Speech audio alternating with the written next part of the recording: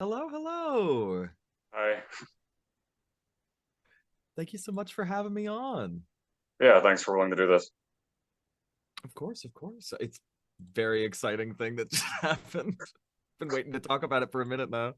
Yeah. So I could just jump around before getting to Fire Emblem. Say again? I can just jump around before getting to Fire Emblem. Sure. Well, first I can say that congrats for having so much success in BO for being so young. I've been caught for being small. I greatly appreciate it. A lot of that success sort of came in from during COVID, during that time. Like a lot of stuff became a lot more remote friendly. And while I was also doing like schooling for stuff, like I was able to also get a lot of stuff done for voice acting along at the same time because everyone was a lot more open to people outside of bigger hubs. So it was really Right. fun. Well, I know that you've been doing paid voiceover jobs since you were a teenager, right? Yeah, around then. It's been since like 2018, 2017 is when I started, at least professionally and like paid. But it's been a lot more of a focus like professionally in the past, I think, 3, 4 years. hmm So was Mino the first like any kind of really major thing that you got? I would say so. Yeah. I had a few roles in some bigger indie games before then. There was like a dating game called Blush Blush that I was a part of. But out of all of my earlier stuff, that was like dead in the middle of COVID when I booked Miyano. I think it was 21. And it was because they had opened up the roster of actors for that director, Emily Fajardo. Shout outs, she's amazing. Just opened on Twitter to everybody, which is unprecedented, at least for a lot of different like bigger studios, especially like Crunchyroll, doing like ADR work and stuff. So for sure, I that's one of my more favorite roles I've ever had a part of, and it's really led to some really cool stuff. Was it easy for you to take the dubbing, or was it hard to get used to? Surprisingly, I had had a little bit of experience in classes. I'm a huge advocate for like online voice acting classes and the such.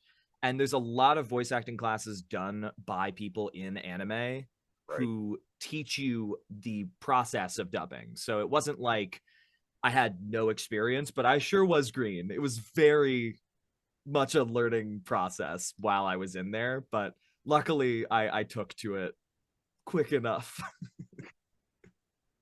I take it that do you probably still relate the most to me, in terms of like who you've played? In terms of who I've played, in that story speaks a lot to me, being from middle of nowhere, like Ohio, and coming to terms with all of that. Like, it's a very like LGBT story, and I heavily relate to that entire like process of going through that as Miyano. But there's been a lot of really interesting things since that point that I've been able to be a part of that I've also had a lot of good connections with, but I still do think that's probably my fave, like connection wise. Which aspects of him do you relate the most to then? He's a loser. He sucks so bad. Uh he like the entire story is him sort of having to come to terms with how he feels about his own emotions and how he feels about the people that he likes. And like I said, growing up in sort of rural area, you sort of have to do that, especially if you're doing anything out of comfort zone, whether that be people that you like or whether that be things that you like to do, like voice acting. Like you're not going to go up to two farmers in the middle of, rural Ohio and be like, hey, I want to go do voice acting for my career. Like coming to terms with those things and knowing that you feel comfortable enough in your own skin to both enjoy that and show it publicly is a very close thing to my heart. And I feel like that's such a huge part of that story. It was really amazing too. Back when I interviewed Kellen, that he told me about uh, like playing that role made him realize that he was bisexual. Kellen is the sweetest person of all time. I cannot hype that guy up enough. The amount of times that he has shown up to conventions in Ohio and like had me on just because he's like, "Oh, you're in Ohio. Show up and we'll just like sit at a table and sign things together." Like he is one of the most kind people that I've ever met in the entire industry because of him constantly reaching out and constantly being kind and nice, and he's great. He's great. I can't hype him up enough. Also in Fire Emblem Hero. Do you have? I'm sure there's a lot in the in Sasaki and Miyano, but do you have like single favorite moments? Favorite moment that I included on my visual reel was that sort of stairway realization scene, because it was like he had taken, like, I think it was 5 episodes at that point to be like, "Oh, I've beat around the bush of like being into guys for this entire show," and that was when he finally said it. But I think my favorite part to actually work on was the ending scene, where the entire show was about their relationship, Sasaki and Miyano. And then at the very end of it, it was like, "Oh, we're building up to them actually like dating and they might like kiss or something." And that's like, I've been wanting that to happen the entire show. And the first time they do it, in that last episode, they cut away to like a shot of like environment and we don't see it. And I was like yelling in the booth. I was like, "No!" And right at the end, they sneak one more in that's on screen. I'm like, finally, yes.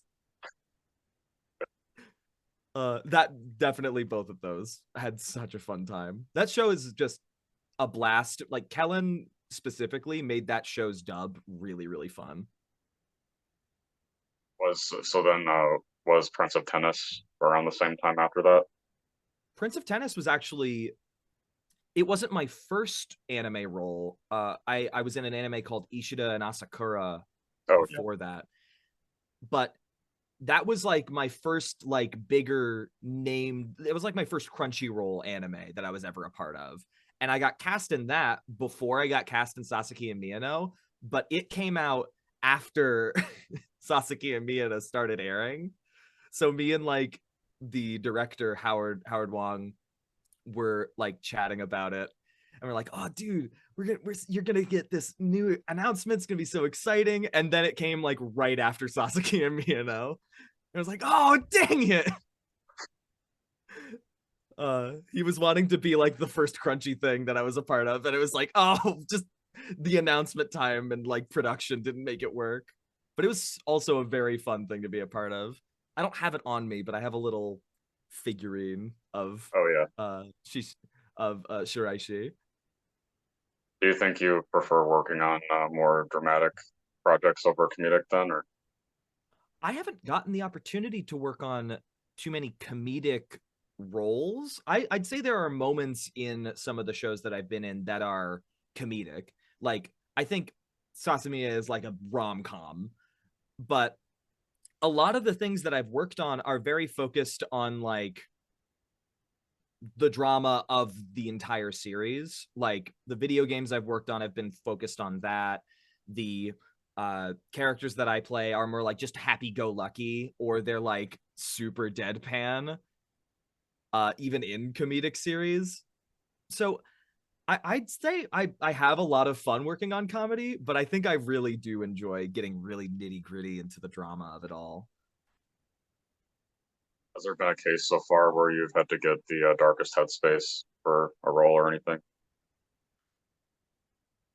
I think not at this point. I just due to the types of characters that I've been playing up until this point, other than like looking back on like past memories for things that are like sad, that are just like everyday kind of sad, I haven't really had to like really dig into it yet. But I'm going to be making a move down to Texas Oh, at the beginning of next month to hopefully work in more in studio stuff, because I'm out not I've just finished up a degree in nursing, so I can go down there and have like a day job and then also voice act. So I'm hoping to go down there and do a lot more in studio work that I wasn't able to do while I'm here in Ohio. And maybe we'll get some nitty gritty roles. We hope. Maybe we'll see. That's actually what I was gonna ask too. If like eventually Los Angeles is the goal for you. I feel like one of the things I really want to be a part of is prelay animation, Yeah. and that is entirely like hubbed up in LA. So it would be like a long time down the line because I would want to go down to Texas and start working a bit more and do some more in studio work and get used to it. But I think at some point later on in the future, definitely, I would love to go out to LA and start working heavily into stuff like that. Was there a special story of how you got Inu-Oh then? Oh gosh. I actually recorded that here as well. I oh, my power's back on. It's been off for like an hour. Okay. Uh I recorded all of that. Now that my power's back on, you can see my booth is like right here. Oh yeah. I recorded all of that in my bedroom here. The story of how I got the role in the first place was me working through a management agency called ACM, and they had sent me the roles then, and they were looking for specifically non-binary talent. And I went through like a whole round of callbacks and a whole round of extra things, and eventually they settled on me, and I could not be more honored for that one because that entire movie is insane. The vocals are incredible. That I want more people to watch Inu-Oh so bad. Was that one of the main things that made you SAG eligible?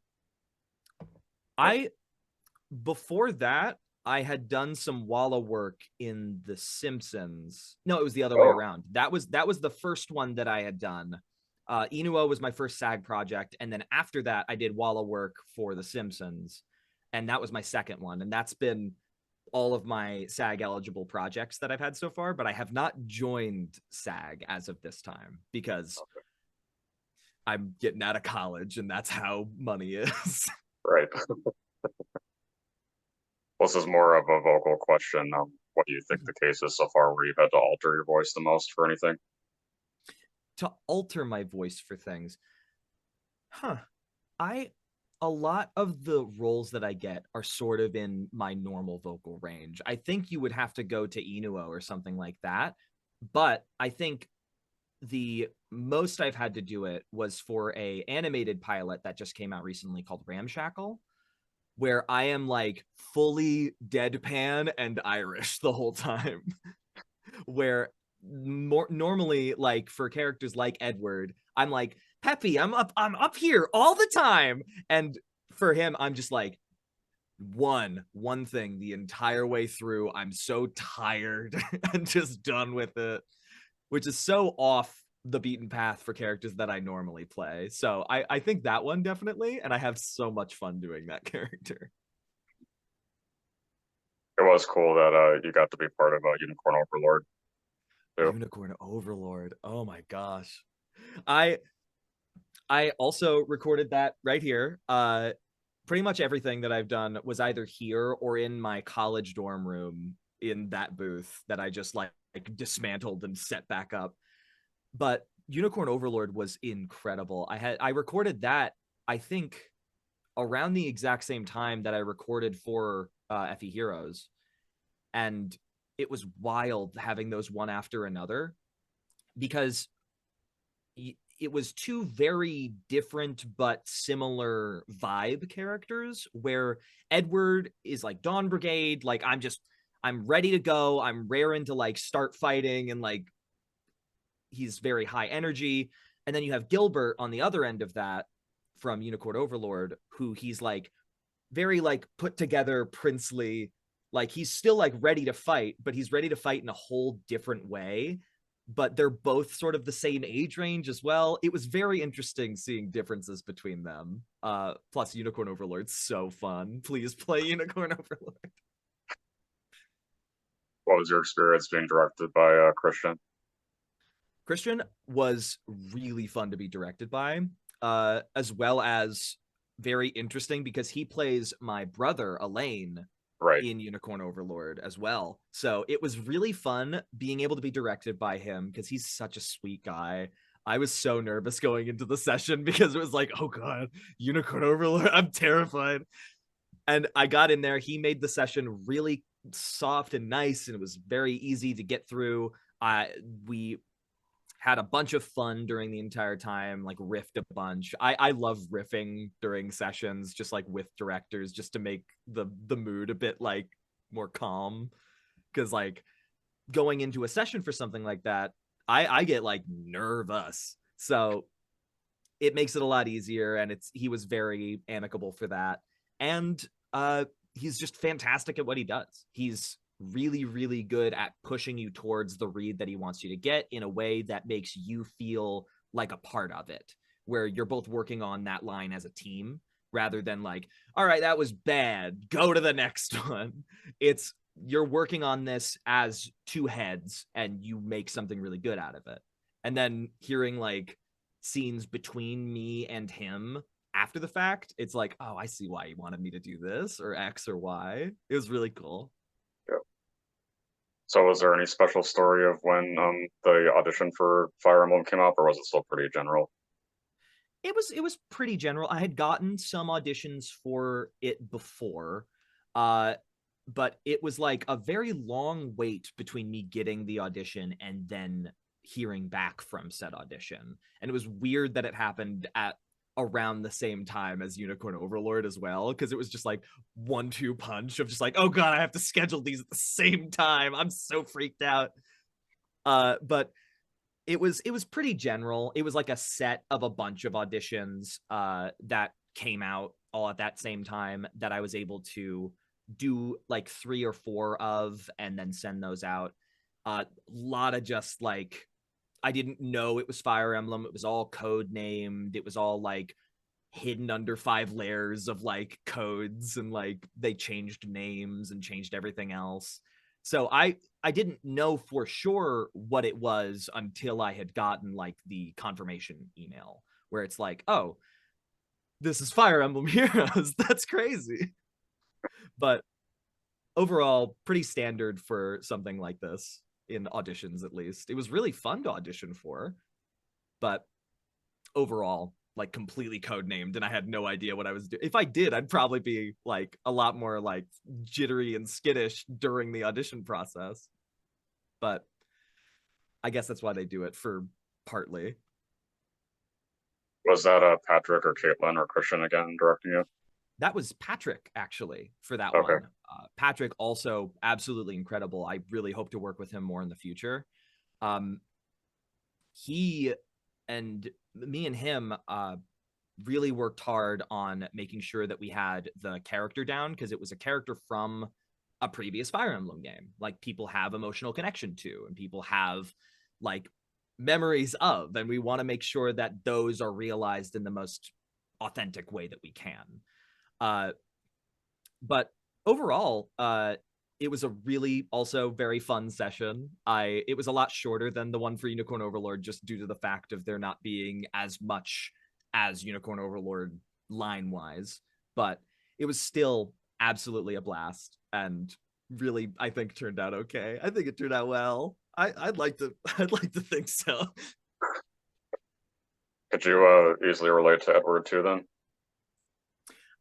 I think Edward's sort of can do attitude was real up my alley. It's like I said earlier, it's very like I don't want to say typecast, but I do get cast quite regularly for sort of that like I'm raring to go kind of character, like high energy, like real chipper kind of because of like sort of where my voice naturally sits. So it was a lot easier for me to get into like that kind of headspace compared to like if I got cast for like Leonardo or someone where I'd be in a completely separate space to where I normally am. But for Edward, it was pretty simple just to like go back to sort of my tool belt of things that I do semi regularly for other characters. So it was really fun. Were you already playing Heroes before this? I I was playing Heroes a little bit before. I am so bad at it. I I'm incredibly behind, and I sort of, the way I treat gotcha games and like games like this is I just sort of, when I see a character that I know from a different game, then I'm like, oh, I liked them. I don't care if they're a good. I don't know the meta at all. I don't know what goes well with what. I just like look at a character and I'm like, I remember them. They were cool, and I roll for them repeatedly. uh, but I'm learning slowly but surely now that Edward is out, because I have to get him legally for my own sake. Uh, how to play and figuring things out. I will look up 50 YouTube tutorials. Don't worry. It is really cool too that Alex Banquier, who plays Leonardo, is also non-binary identifying. Yes, I did see that, and it was very, it was surprising for me to see, and it made me very happy just to get more non-binary representation out there. Like there was no reason that they had to go out of their way to do something like that, and I don't know if they went out of their way to, but it's just nice being able to see non-binary talent being just given opportunity like that, where it's like being able to see people like you out there doing cool roles and stuff like this. Like, it makes me happy at least. Yeah, maybe it's similar for you too, but I know like anime and anime games helped me realize that I was gay. Was that similar to you as well, or It was definitely a major player in that, at least, where it's like you grow up and play games with your friends, and you see characters that you really enjoy, you really like a lot, and like early like video game and cartoon crushes that you have when you're younger, they just don't line up with some of your other friends, and you're like, huh, I should do some thinking about this. I will ask you, out of things that are like early anime video games and early cartoons, did you have like an early cartoon anime crush? well, I mean, the first thing that made me realize I was gay was Yuka in Sailor Moon. Fair, fair. Entirely fair. I've been rewatching Card Captor Sakura, Yeah, and I'm just, there's some really good characters in that show. I don't want to spoil anything, but there's a particular character that I was introduced to way later, because I saw a few episodes like way long ago, but my now partner has reintroduced it to me. And there's like a character that I looked at and I'm like, oh, if I saw this character when I was younger, I would crush on them so hard, like the entire time. And they end up being like super plot important later. It's cartoons are cool. Anime is cool. was there like, well, I can ask you that same thing then. Was there like a single major character for you that stood out in that regard? Oh, Zuko, easy. Okay, I I hit the button, Zuko. I have that answer on lock every time. yeah, He's awesome. I just, Avatar as a whole, I caught it like as it was airing when I was younger, and also caught like Legend of Korra and stuff while they were destroying how that was being aired in the later seasons. I'm so sorry, Legend of Korra. Uh, but for like Avatar and that entire show, like really shows Zuko in that light of like he's this like villain turned in the best way possible. And I don't think I've seen many other like what's the opposite of like a heel turn, like a face turn, where it's like he's become a good guy in the redemption arc. That's the word I was thinking of. His redemption arc is incredible, and it really like was like way too emotionally resonant for like 7-year old me. I was like, whoa, I wasn't ready for this. Maybe I feel something. so back to Fire Emblem, was there a single line that you had to get into Edward's headspace, or did you really not even have to do that? I think that um I you know how like when uh there's a lot of times when people need to get into the headspace of a character, they sort of like repeat a line and just keep saying that in the character's voice to sort of get into that headspace. I did that with just the word, just Dawn Brigade repeatedly, because he said it like 4 or 5 times in his audition line and then said it a lot when we were recording. It's like, I'm part of the Dawn Brigade. I just say Dawn Brigade like ad nauseum in the booth, and it gets annoying to me. And I'm like, oh yeah, we're in the perfect space for this. Uh I in all honesty, I need to go back and replay through Radiant Dawn again, just to like I reacquaint myself even more with it, to be like, ooh, I get to use the character that I now am in FE Heroes. Like, this is gonna be very weird in retrospect. Is there a single favorite console game for Fire Emblem that you have? Um, I am admittedly I am not the like I'm not like a Fire Emblem connoisseur. I've not played as many as I should, but I have gone back and played a lot more since like the whole cast announcement. It's been like I I'd say like nearly over half a year at this point since I got cast and recorded and everything. So back before I got cast, like a few months before I got cast, I played through all of Awakening, and it's been like that, the Radiant Dawn game, and then Three Houses, which I'm sorry, but it's really good. I really like it. But out of those, I'd say Awakening was probably my fave. I Yeah, it will. always. Oh, what I'll were we I'll gonna say? I'll, I'll get caught up on every other game. Do not worry.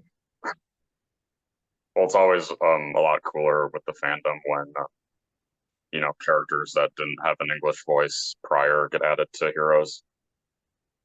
It it was really interesting because there's a bunch of characters in that game specifically and games from before then in that you sort of have to completely come up with their character when they have like an entire game of lore and backstory and character that they just already have written. So it's like you want to make them authentic, but everyone has their own image of that character's voice already just in their mind. Even if it's not in the game, it's like you're reading that character's voice, whether it's your voice in your head or you've made a voice for them. You've got to make something that would relate to that. And when I was playing, I had this sort of chipper, happy go lucky kind of guy. And I hope for everyone else who played through Radiant Dawn, it's like I was able to get the character and get that vibe of how he would sound and for everyone else's head. I can't get everyone, but I hope it was at least sort of on the mark. Well, I'm sure I don't even know if you've seen, but like the fandom response to your performance has been entirely positive. I haven't looked because I've been too scared. I'll have to look now. Oh no. Well, that means absolutely so much to me. I know that I really gave it a lot of thought moving into it, and I'm glad that at least some of it came across. So thank you everybody. It means a lot. Is there anything that you want to say to the community for the whole franchise? Make a Radiant Dawn remake, please. I think it'd be cool. I but just as for the community as a whole, again, thank you guys so much. This is something that I have friends who are like deep into the community who did like Fire Emblem fan dubs, and I was a part of some way back when for some of the old DS games for like support convos and everything. And knowing that the fandom as a whole is had such a nice reaction to what I've done with it, it means the absolute world to me. And hopefully, if there is ever some kind of remake or Edward comes back in any kind of capacity, I'm able to remake that kind of in any kind of way. So thank you guys so much. I suppose is that the most like recent safest thing you can talk about that you're part of?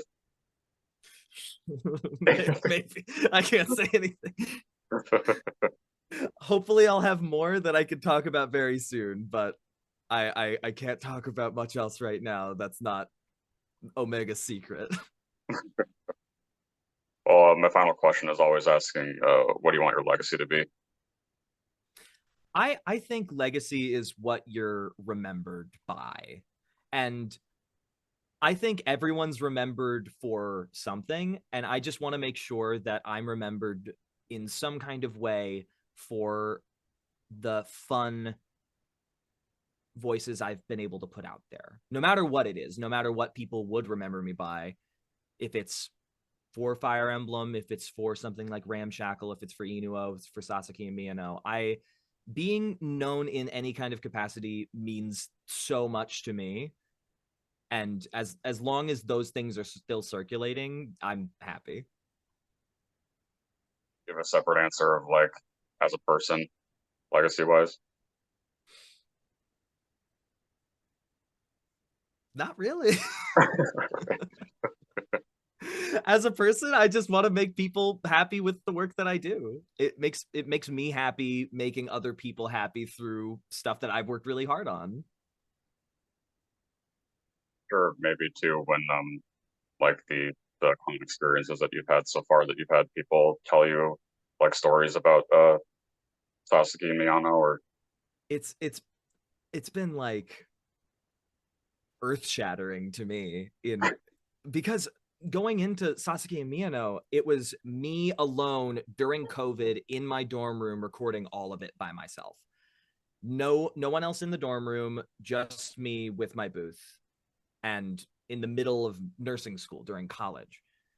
So that was a really like stressful time, and I was able to I'm really really proud of the work that I did on the show. And when people come up and they're like, yeah, this show helped me realize that I was gay, or it helped me come to terms with a lot of things about myself, I'm like, that's something that can happen.